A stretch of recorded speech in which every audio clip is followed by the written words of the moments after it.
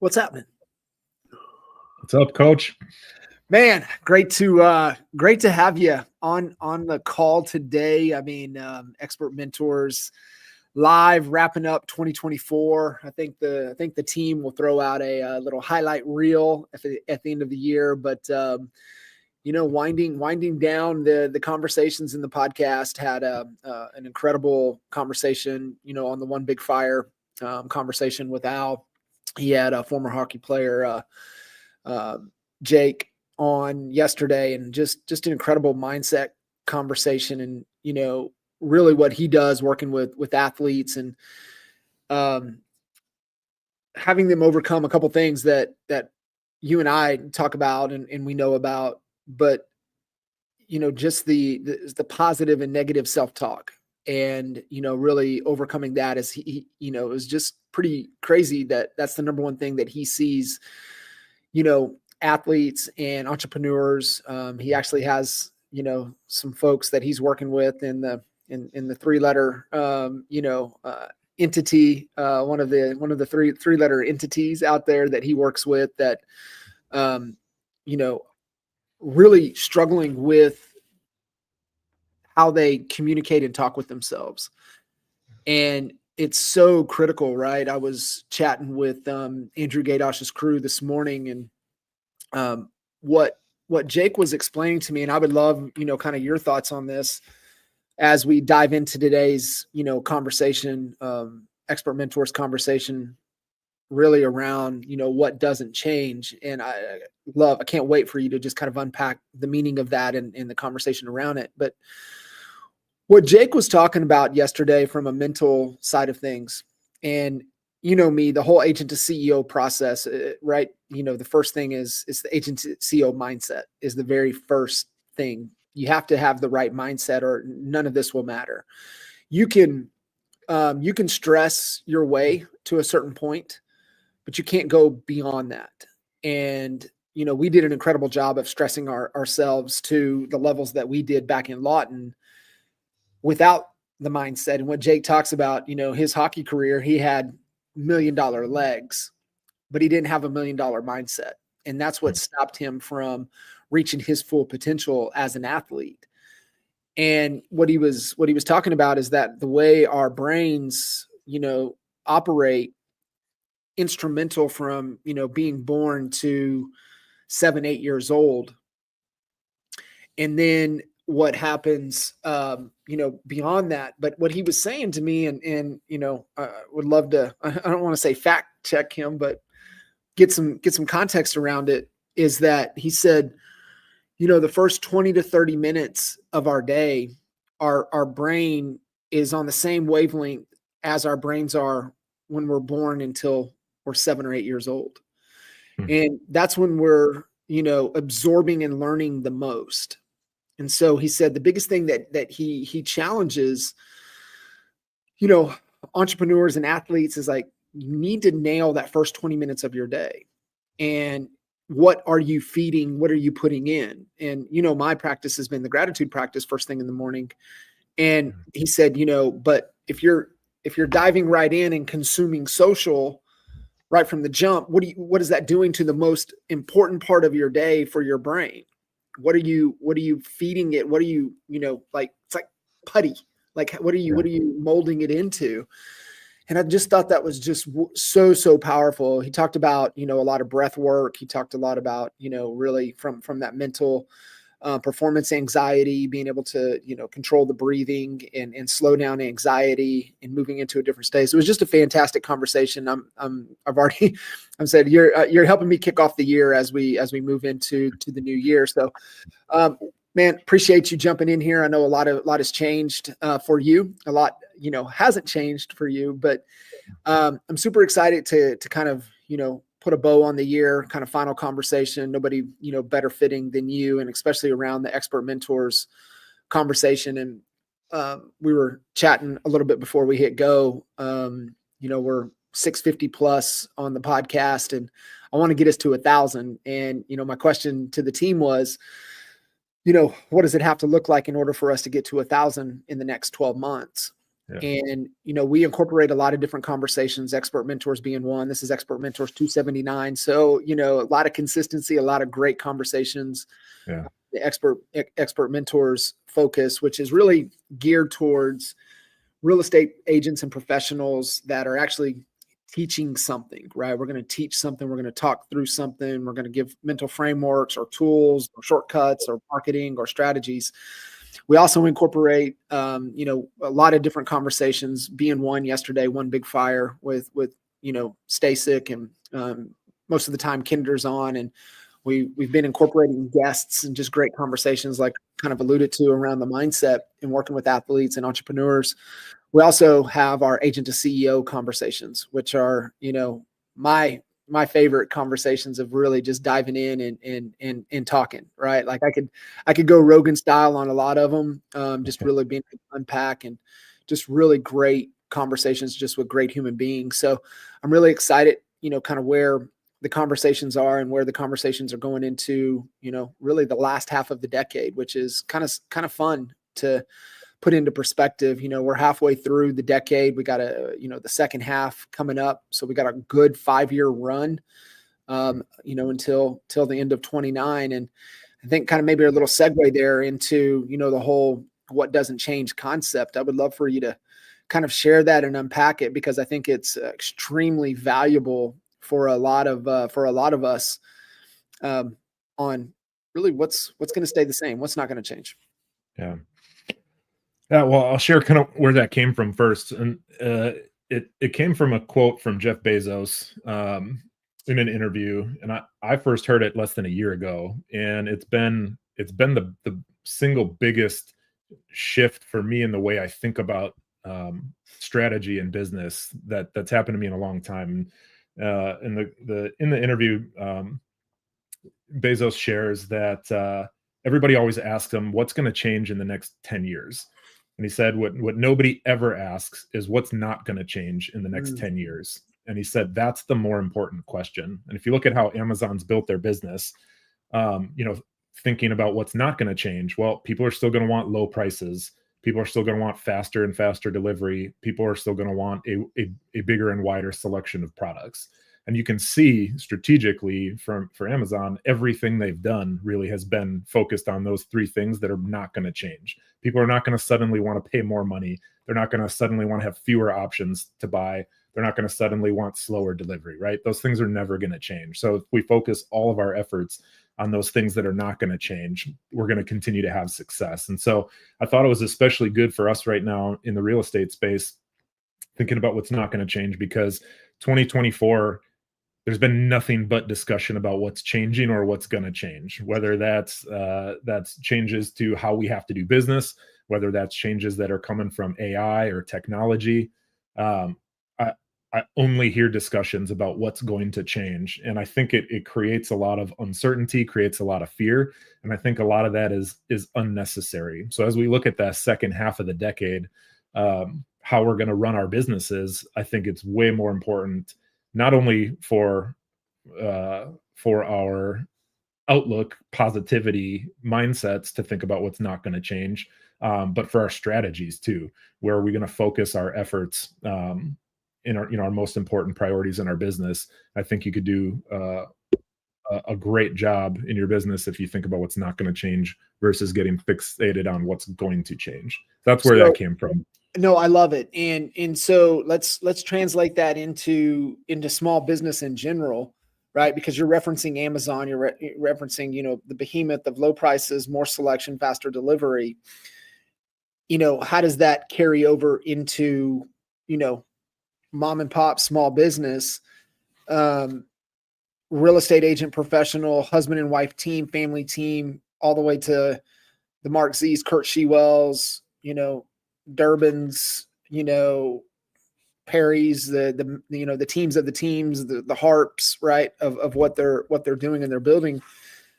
How does this concept and how to think about this moving into the second half of the decade? And I love this question, right? Because sometimes we ask the wrong question, and I translate this into goals, right? And got a lot of people setting a lot of goals. They set a lot of goals into the future. 25, it's just kind of that time of the year, New Year's resolutions, things like that. And we all hear, what do you want to do? What do you want to achieve? What are the goals that you want to have? And I always love the flip side of it, because that's the wrong question. The question is, how much pain are you willing to suffer? What are you willing to sacrifice? What are you willing to go through and carry that frustration and burden and just pain? What are you willing to do? And I love that, because that's a much better question. And that kind of segues into, okay, let's bet and let's build on a higher probability of what we know is going to stay consistent and will not change. So kind of lead us down into that path for the real estate space. Like I said, it doesn't matter if you're a solopreneur or you're running, 1,000, 1,500, 2,000, unit per year organization. Yeah. What's not going to change?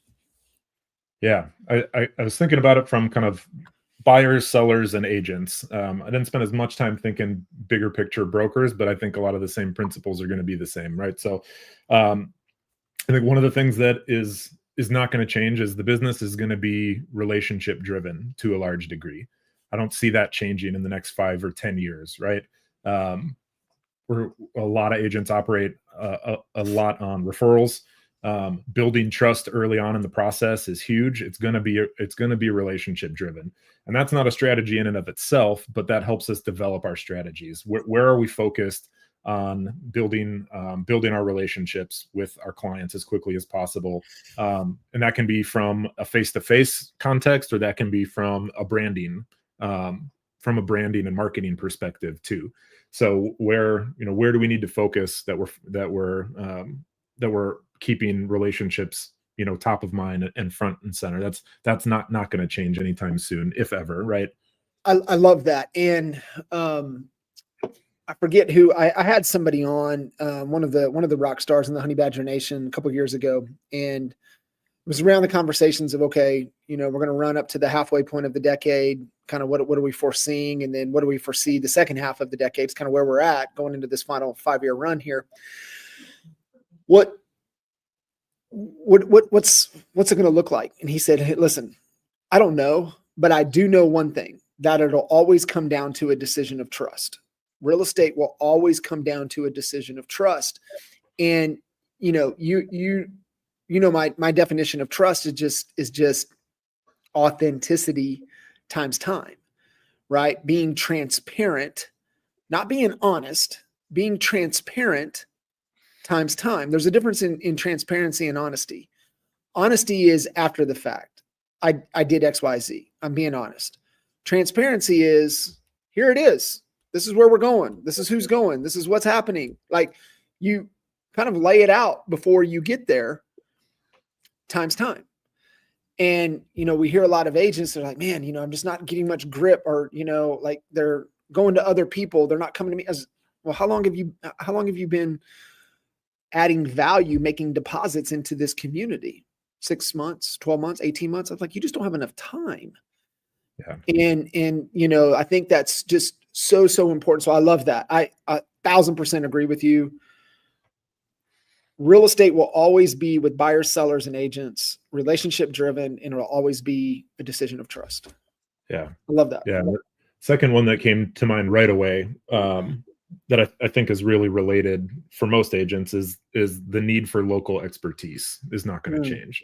One of the most influential, like, single sentences I think that I ever had somebody tell me, Jay was talking about one of our masterminds or a call sometime back in the NAEA day, but we're talking about how do you compete with Zillow, right? Everybody's flocking to Zillow. More people Google Zillow than Google real estate, right? And he said the only answer to how do you beat Zillow is being the local expert and developing the reputation and the brand around local expertise. So now we start to think about building an actual strategy for our business in the second half of the decade. How are we going to focus on relationships? How are we going to focus on being the local expert, right? Doing that transparently and authentically. But those two things combined, again, that's always going to be how do you beat Zillow? How do you beat whatever, right? How do you stay relevant? How do you ensure that your business succeeds? And that's always going to be a piece of it, is the local expertise. You'll always have an edge when you have the reputation for being the local expert versus anybody else, whether that's competition from other agents or competition from big platforms. So local expertise. So what are the fast track, but the right way, the foundation to becoming positioned as the local expert, not perceived, but truly the local expert?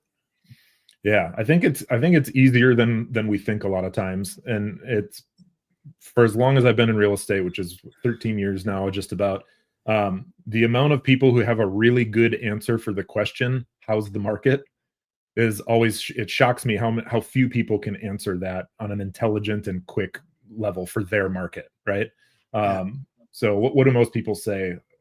Hey, John, how's the market? What do most people? It's crazy out there. Or man, yeah, interest rates are still high. It's tough out there. Like, but how many people say, oh man, in Heartland where I live, in my neighborhood, average sale price is up 10% this year, and we've got 9 new listings on the market in the month of December, and whatever the answer is, right? But having a really good answer for the question, how's the market, I think is the baseline place to start.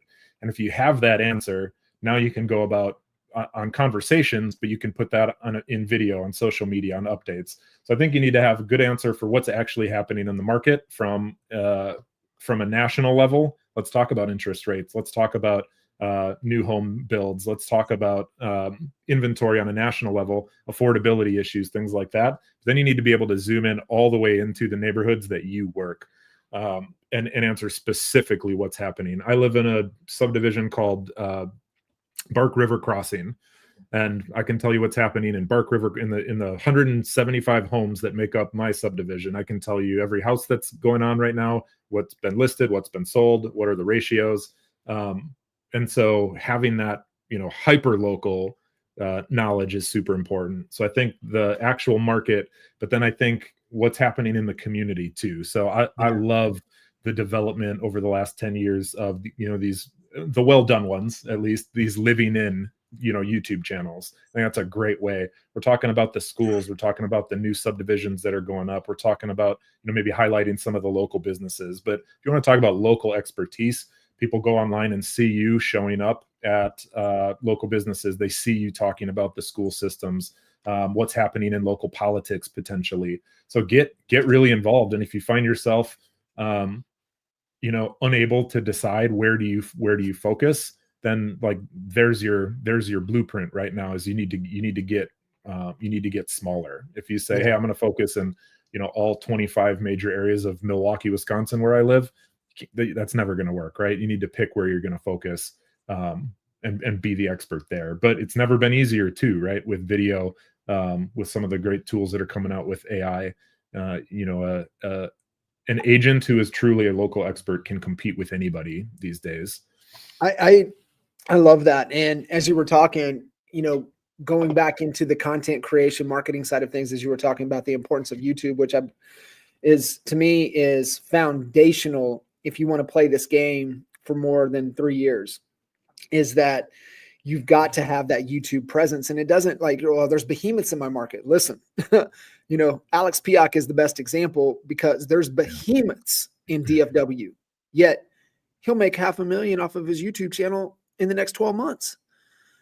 And so really being able to do that. And here's why I believe it's super important. And we're talking about things that don't change, but we're talking about, that positioning that's not going to change.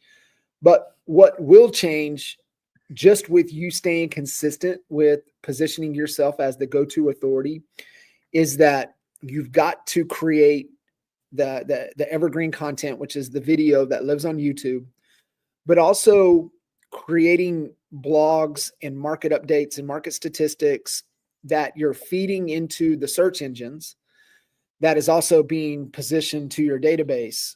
But the reason that it's important that it goes into the search engines is because, I joke, right? Like, Wes, your son will never know. Just Google that. He'll never know what that means. Right.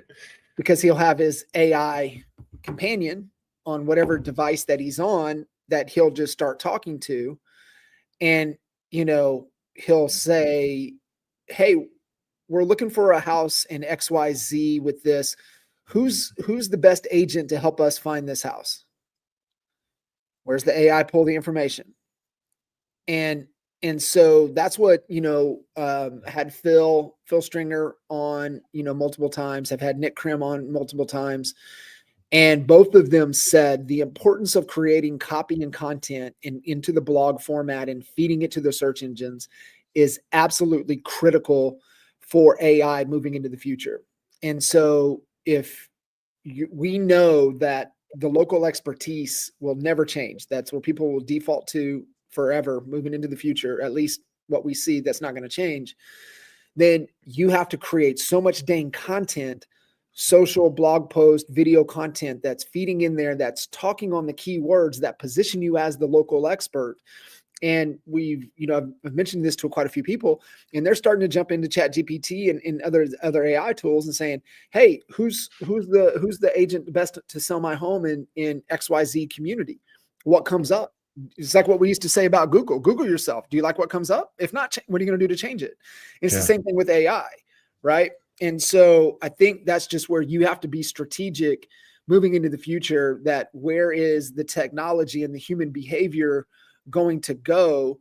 That's one thing that's not going to change, right? When they see your name, they see your billboard, they see your marketing material, they do their homework, right? They Google you, they look you up on social, they do everything they can. How many reviews do you have, right? Testimonials, reviews. I think those are absolutely critical to just maintain influence moving into the future. But that's how you have to be thinking of a marketer, and why you have to create so much content, and how it's going to feed into the AI algorithms moving into the future.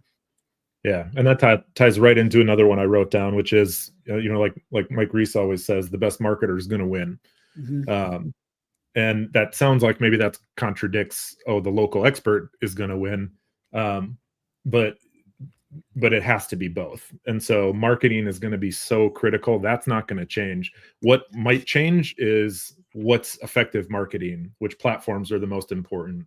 When we started in the business, we were running pay-per-click on Google AdWords, and that was the best source of leads we had. And now people are doing Facebook ads. That stuff might change, right?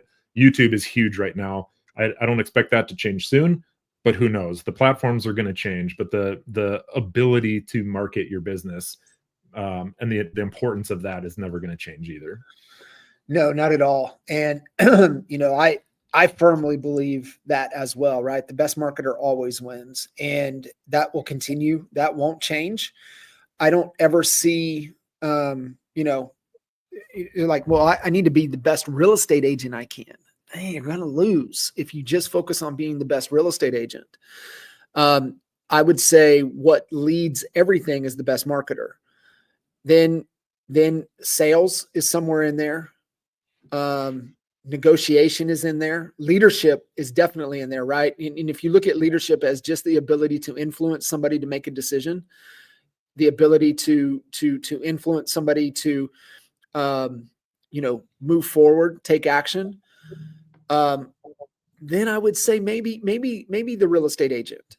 I think it's 4 or 5 down the rung of the ladder as far as it pertains to business, as it pertains to profitability, as it pertains to creating oxygen, which is cash for your business to be able to thrive and grow.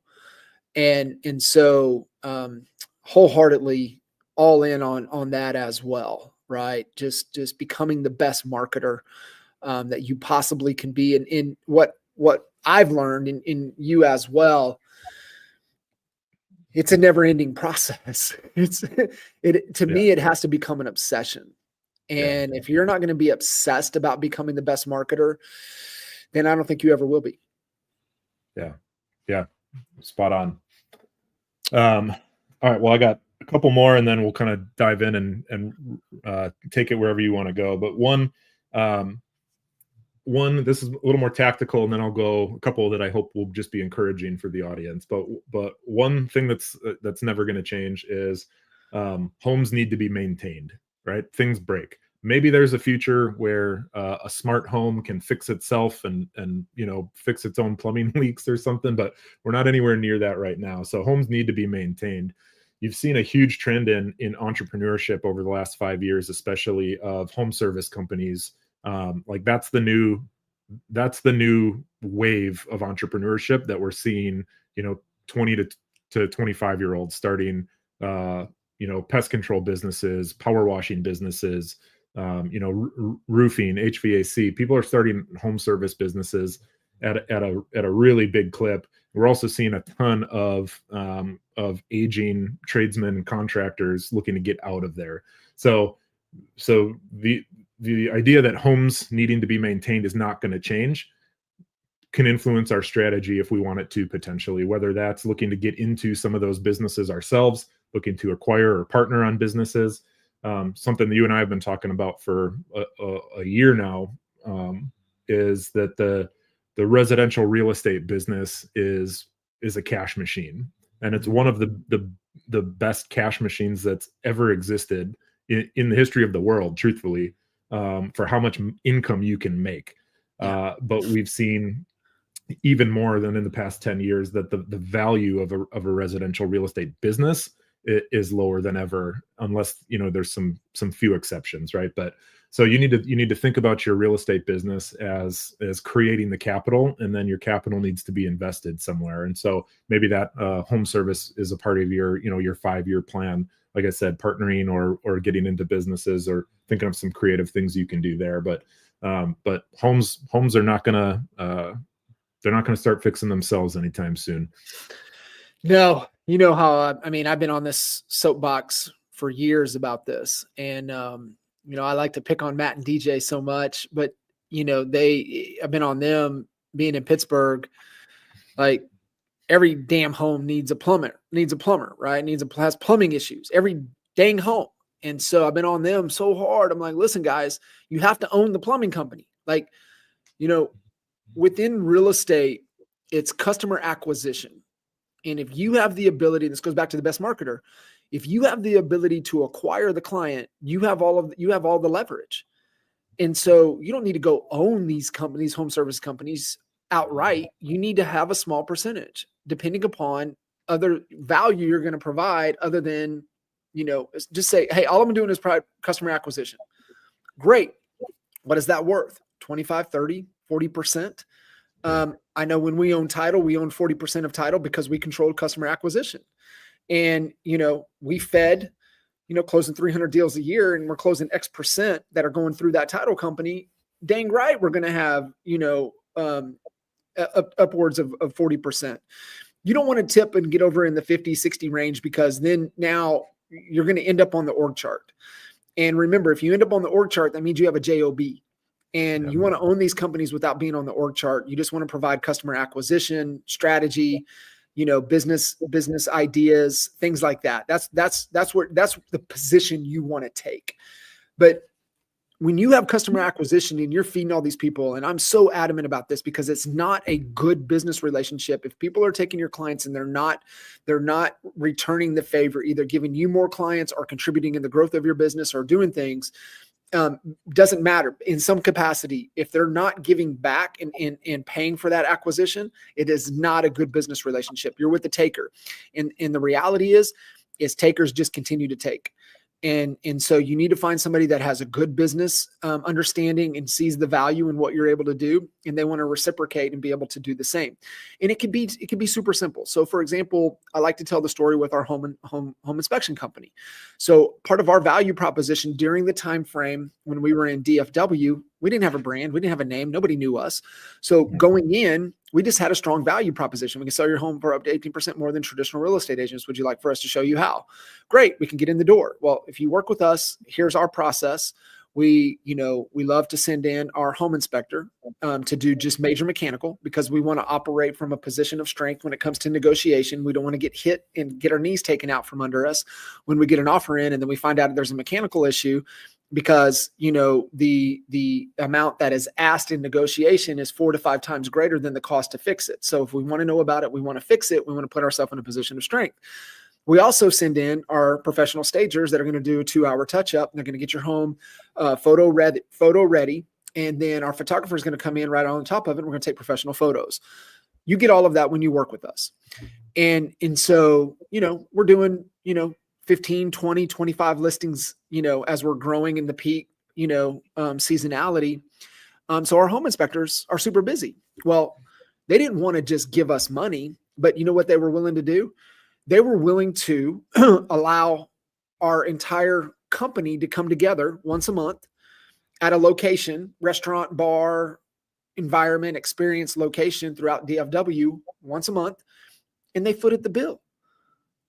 That's a good trade-off. That's a good, they're getting a good return, but you know what? They're helping us come together, and we don't have to think about the budget. We don't have to think about the food. They got it. And so that was a good relationship for us. I'm just wanted to share that because it needs to prompt you, right? Like the home maintenance, home service companies, that'll never change. Like if you have a big enough organization, you're doing over 100 deals, you got to write who. You need to go own some trade. And so back to Matt and DJ, they're like, you know what? We're just going to own the GC company. I was like, great. Own the GC company. Then you can control the trades, but at least start. And I'm so proud of them. They finally got it going. They've got jobs going, and that's going to be real money coming in for them that is just left on the table that they're just giving away, right? People got your money. You just need to go get it. And that's the thing with the home services. I agree with you. That will never change. Even with the emergence of AI, like, are they going to send in robot, robot? Maybe Elon, he might have a robot plumber coming for us one of these days. But for the foreseeable future, the trades are very, very valuable. It's I would love to see it back in the schools, right? When I was in middle school and even into high school, I think shortly after they pulled it out, but yeah, I mean, there was nothing wrong with that, right? Man, college ain't for me, but I'm gonna go get this trade job, and I mean, I can dang sure make a great living in the trades. Yeah, I think those are some really good points because it can look a lot of ways. How do you capitalize on this idea that home services isn't going to change? It could be vendor income, as simple as that, referral fees, creative stuff like you said, your inspector throwing the party every month. All the way up to partnering or owning those businesses, but a ton of opportunity there, without a doubt. Joel, let me give you jump on one last thing. So I know we used to have Quad Track, and part of the Quad Track was the vendor tracking where we sent the business. Does CTE do the same thing? Do they track where you're sending the business? Yep. Oh, I love that. So just for what we're talking about, one of the biggest things, the two biggest things that I see with real estate agents and 20 years of this and 13, 14 years on the coaching side of things now, visibility into the metrics and the numbers and the tracking. And we used to have a tool called the Quad Track. It was great when it was spreadsheet. We kind of lost a lot of bit of control when we put it up into Drive on Google spreadsheets. But the tool, if you don't have anything, and I know EXP just did the alignment with Sisu. I haven't looked to see what it is. I know Sisu is a fantastic software. It can get a little bit of overwhelming, but from simplicity's sake, CTE Biz to me is the tool. Yeah. And what I was talking about was every deal you do, you should be able to track who you send it to, who gets a bite of that apple. And we've identified over 93 different companies. When a home transaction happens, somebody gets a bite of that apple or has a potential opportunity to get a bite of that apple from a fencing company, lawn and landscape company, pool company, snow removal company. We know the big ones of title, mortgage, insurance. During the process, you have appraisers, you have inspectors, you have, title company, like we said, but there's so many people that get a bite of that apple that you don't really think about what happens and how many people get fed when a real estate transaction happens, when a home is bought or sold. And so being able to build that out is just a tremendous thing, but you got to track it. You got to see how much business you're sending them because you have leverage. So like if I'm sending, if you own a carpet cleaning company, and I'm sending you 10 deals a month, hey, we need some help over here. Yeah. And I think when like low ticket, for example, like carpet cleaning company, because that was part of the value proposition with us on our high package in Lawton, is that, hey, we're going to send professional carpet cleaning in to get your home cleaned up, your carpet's clean before, you guys move out. And they were only charging like $100. Well, there's not much skin to be able to give on those low deals. So, we got creative, right? Just like what we talked about. It's like, hey, if you guys will, we have jobs that we need, either our house personally, we got some remodels or some flips. If we call you, can we swap it out? We'll keep feeding you guys part of our package, but we may need, a couple dozen, cleanings ourselves a year. Are you guys good with that? We're like, heck yeah. As long as you keep sending us 5-6 deals on average a month, we got you whenever you need us. So that I keep coming back to it because it's one of the biggest missed opportunities in the real estate space and real estate business space is letting people take advantage of you without being able to reciprocate something in return. Yeah. Love it. We're going to get 2 more. One I picked because you can control it, and one I picked that because you don't need to control it. So next one that's not going to change, and this is business in general, not just real estate, but your business growth is always going to be limited by your personal growth. And so what you can control in this business, in this industry, is your development as a leader, as a business person, as a marketer, like we talked about. So if you find yourself, dealing with the uncertainty or fear that comes out of, being an entrepreneur, the best thing that I've always done is to go learn something, is get into a podcast or read another book, go to an event, get coaching, get in a mastermind or a mentorship program. So focus on your growth, because your business is always going to be limited by your personal growth, and especially by your leadership growth. I love it. 100%. Right. My belief, I just don't believe you can coach and lead another human until you can coach and lead yourself first. And the size of your business is in direct proportion to the size of your leadership capabilities. Yeah. And when you get that, then you're like, shit, I got to grow for my business to grow. And that's where you'll see the biggest jump, and that won't ever change.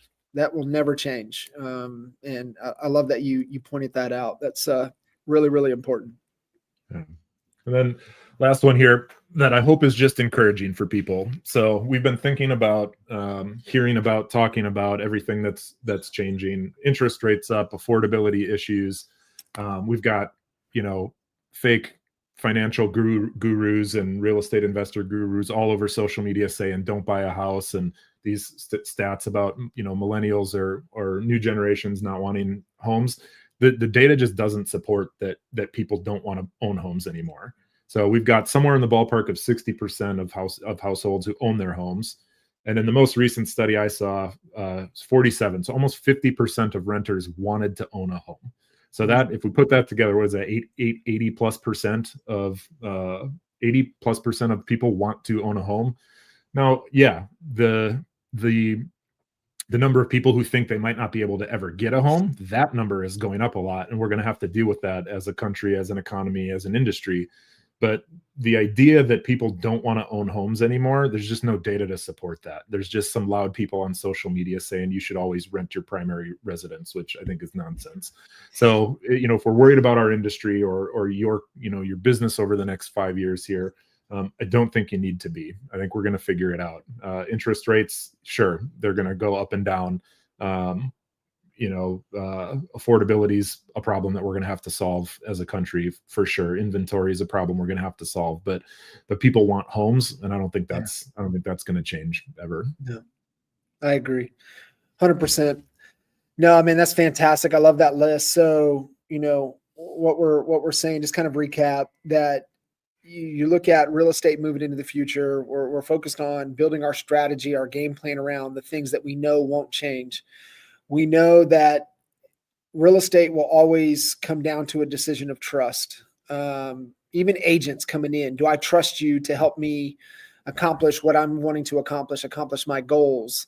If not, if I don't believe that you can, if I don't trust that you can, then I'm not going to move forward and do business with you. The local expertise, I love that. I mean, we touched on, even to the next one, the best marketer always wins. And I think they go hand in hand. One, you got to have the knowledge and the data to be able to support it, and being able to tell the story emotionally tied back with logic. And I think part of that best marketer wins is also the ability to tell story. I think from a marketing perspective, I think the direction, and here's one thing that we know to be true. Story has existed forever. And like everything is told in through a story format, being able to tell a great story. That'll never change in kind of the marketing things, but being able to tell a great story with local expertise. And you're so spot on because we always tell younger agents, if you don't have that authority or credibility yet, then you better be able to answer the question like you said. Oh, you're in real estate. Hey, how's the market? Right? That's just a general.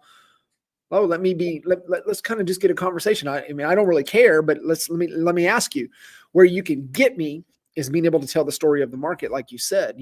Home prices are here, year over date compared to this time last year. Inventory days on market, average sales price is up. List sold price we're seeing is starting to falter a little bit. We're starting to see pending ratio go a little bit this way. People are gonna be like, okay, all right, kid, you know what you're talking about, and so the local expertise I think is great. Partnered with the best marketer, and then home service companies, home maintenance will always be an issue.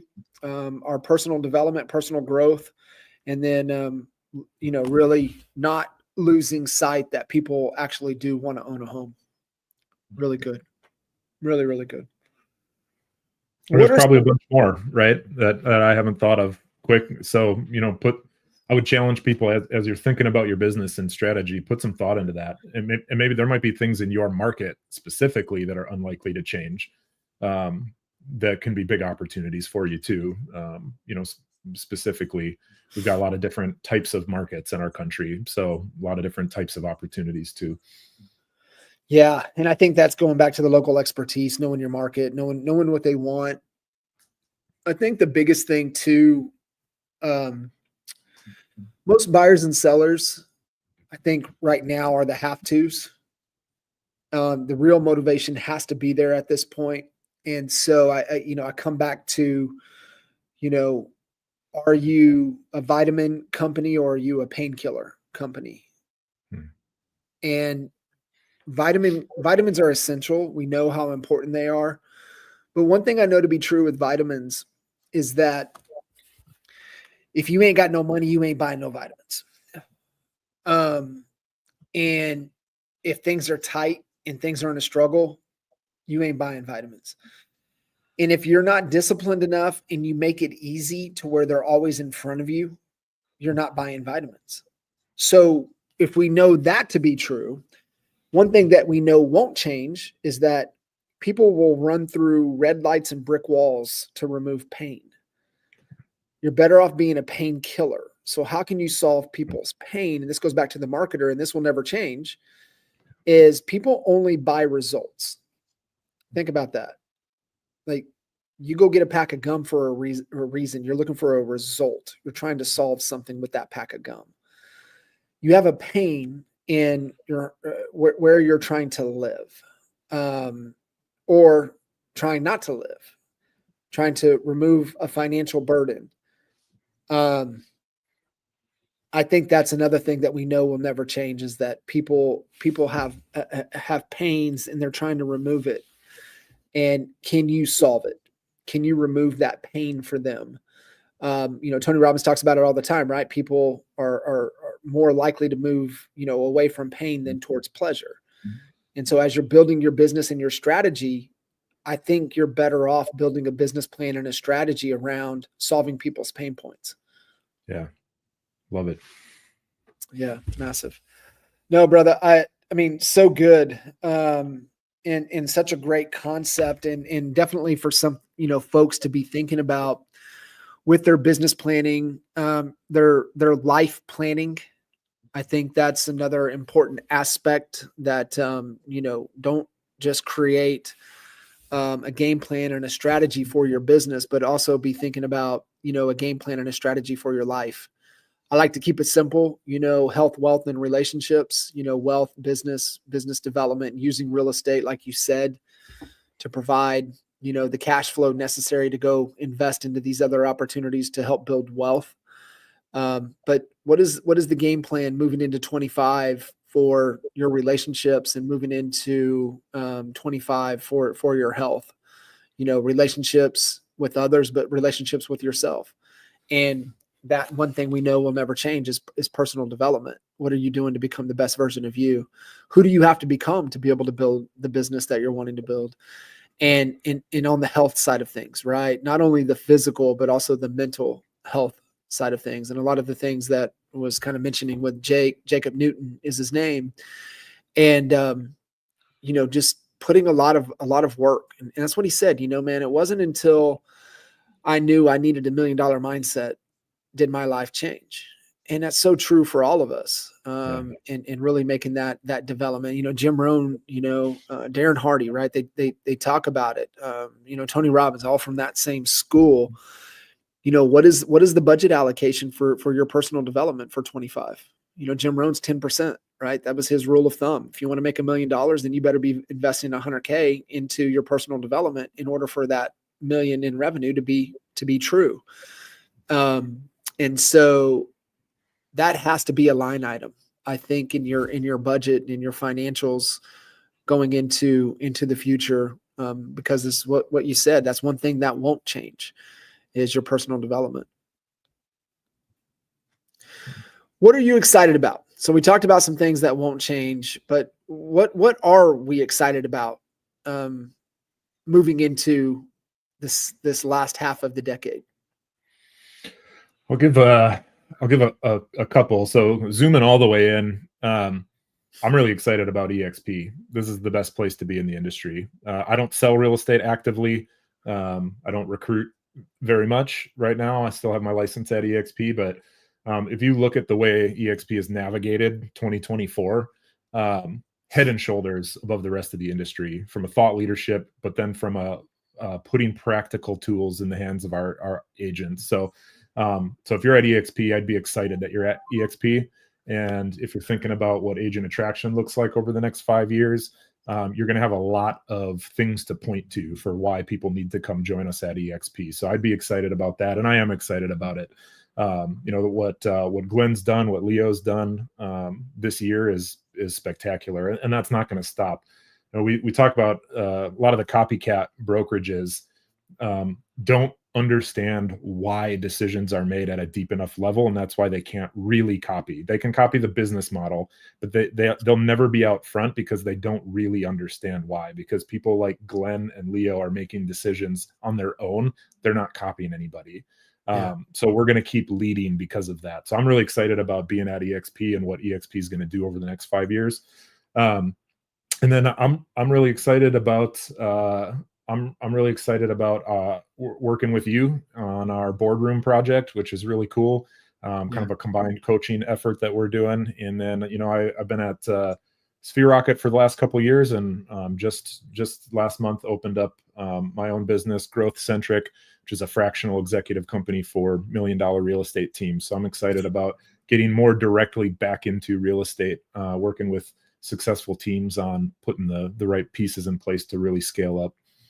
Yeah, I am too. I'm so excited, just timing of things and our project, together with boardroom and board members and the fractional, coaching to be able to go a little bit, layers deeper that, typical coaching subscriptions don't allow for. And it's the real, struggle that I even have on the coaching side of things. And it's just the execution and it's just the way coaching models work. You just don't have time to go as deep as you would genuinely, hope or like to do. So being able to create, just a different, offer, a different model, a different structure to be able to do that. And, to your point with EXP, I agree 100% with you. I'm also grateful for real. And the reason I say that is, Coke needs Pepsi and Pepsi needs Coke. You've got to have, the people that are pushing you to continue to evolve. If there was no real, if there was no, LPT, no other, whatever, what is there, a couple dozen, similar, models out there. If they weren't there, it doesn't push you to continue to evolve and stay agile and really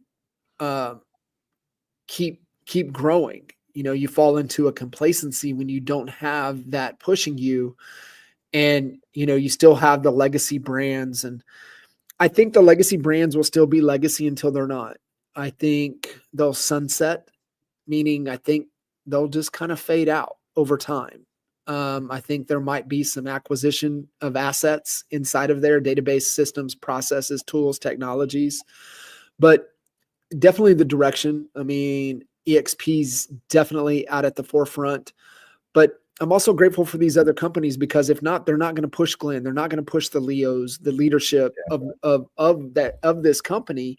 We need the competition, right? We need healthy competition to be able to, continue for us to becoming and evolving the best versions of ourselves. And so that's what I'm grateful for. I'm grateful for, the industry and the direction, but the companies and the talent and the leadership that's pushing each other to be the best that we possibly can be.